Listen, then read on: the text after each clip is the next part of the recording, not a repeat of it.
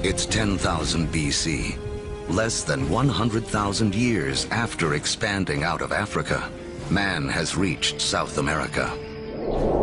Humans have met the adversity of the Ice Age head-on, and rather than die off, we have adapted, become even more intelligent. And now we have colonized the entire globe. From coast to mountaintop. From tundra to desert, humans are there.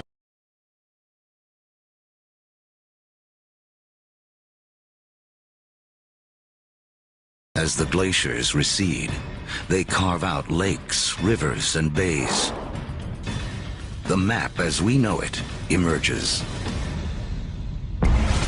In Africa, increased rainfall causes Lake Victoria and Lake Albert to overflow and form Egypt's Nile River.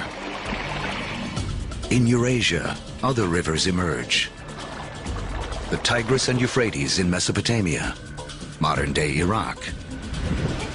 The Indus in modern-day Pakistan, and China's Yellow and Yangtze. These river valleys become critically important for how human history will now be played out following the retreat of these ice sheets.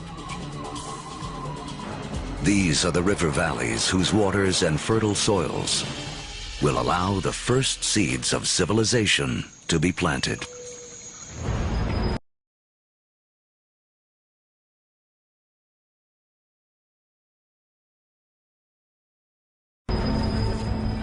With temperatures warming after the Ice Age, plants and animals are more plentiful, and man can finally choose to stop moving.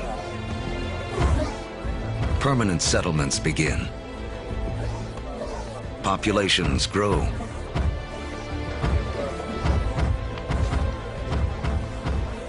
With more mouths to feed, our ancestors have to get clever.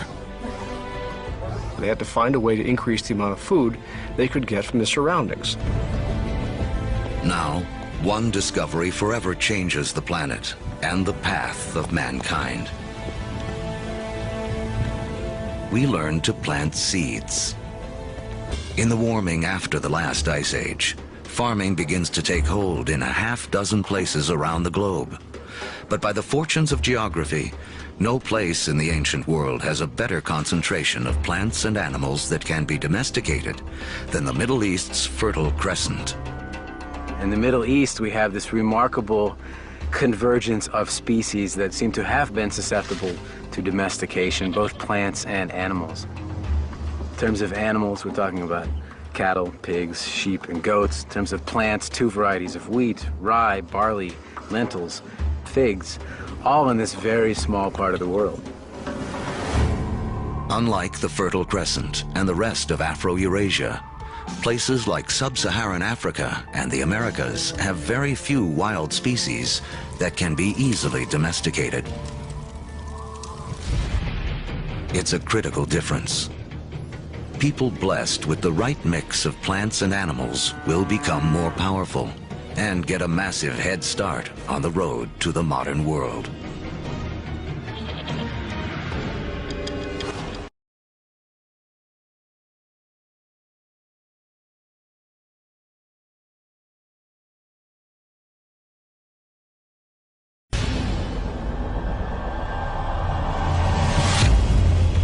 "6,000 years ago, domestication of animals and plants sets the stage for the next phase of human history. Like clouds of interstellar dust gathering in material to form stars, a type of gravity is at work as places like Sumeria, located in part of the Fertile Crescent known as Mesopotamia, draw in people, support large populations, and spin up into centers of power and innovation. By 3000 BC, some of these Sumerian settlements can truly be called our first cities. One of them, Uruk, has around 50,000 people living in less than 1 square mile. A population density that rivals modern-day New York City. Humans have become so efficient at deriving energy from domesticated food that this land area, which would have supported only a single hunter-gatherer, now can support thousands. But a change in diet also triggers a new dependence. Once you move to agriculture, you are depending for 80–90% of your calories on perhaps one or two species. In the case of the Middle East, wheat and barley. In the case of wheat and barley, they both ripen at about the same time. Humans have to gather the seeds at the same time. So now we have our food for the year that has arrived in one hit. It's like getting your salary paid once a year. You need to record it, you need to plan, because if inevitably your crop fails, you have famine, and you're not going to have another go for another 12 months.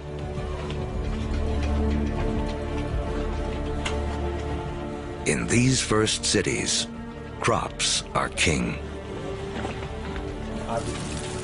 To keep track of them, our ancestors developed the first writing. To protect them, the first armies. And to administer them, the beginnings of politics. When you have hundreds or thousands of people who are living together, there's simply too many people to sort of run around and create a census. It creates a need for government. It creates a need for some form of social and political hierarchy.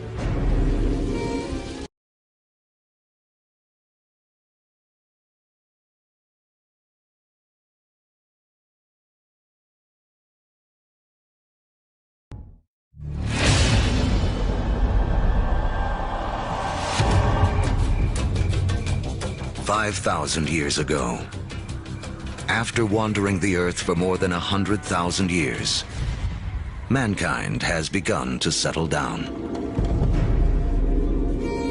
We cluster near rivers, along the Tigris and Euphrates, the Nile, the Indus, the Yellow and Yangtze. Civilizations are about to take off. But first, they must all master one thing: trade. The more they exchange goods and learn from other lands, the faster they grow. It seems that long-distance trade and communication is a necessary precursor to allow urban civilization as we know it. And surprisingly, the first civilizations arise on the back of a creature with a lowly reputation in the modern world: the donkey. The donkey caravan is the interstate highway and high-speed internet of its day. Their routes will lay the groundwork for the modern world. Moving not only goods like timber and bronze, but ideas and stories. The civilizations they connect will be some of the first described in the Bible. The caravan routes converge at the Persian Gulf, where they link up with ships that carry goods to India. It essentially brought these civilizations together into great cultural and material exchange, and really was the beginning of the trend towards globalization. It is a key to understanding how our world works to this day. Just like the first civilizations, we trade and form networks. These networks form hubs. And throughout history, being at that hub has meant one thing. The amount of ideas, the amount of cargo that passes through a region seems to have a direct correlation to how powerful and important they are.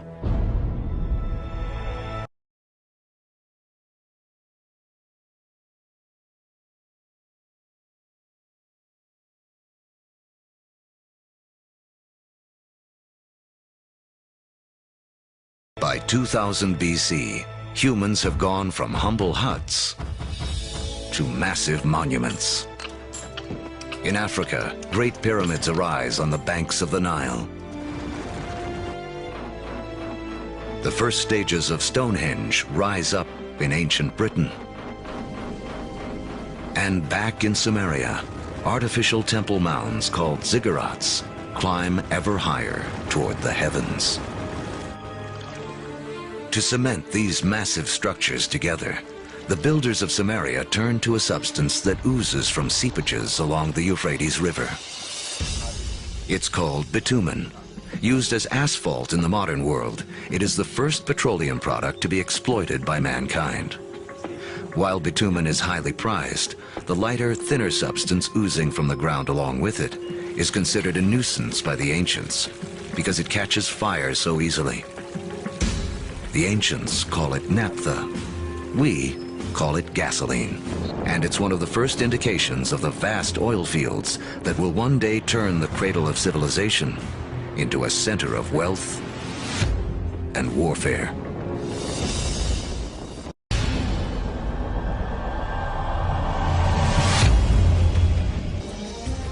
The legacy of these first civilizations can be seen in surprising ways. The Sumerian counting system was based on the number 12 rather than 10, which is why we divide our days into two 12-hour blocks, our hours into 60 minutes, and our minutes into 60 seconds. The Sumerians also likely invented the wheel, which eventually leads to another innovation that will change the course of man, the chariot.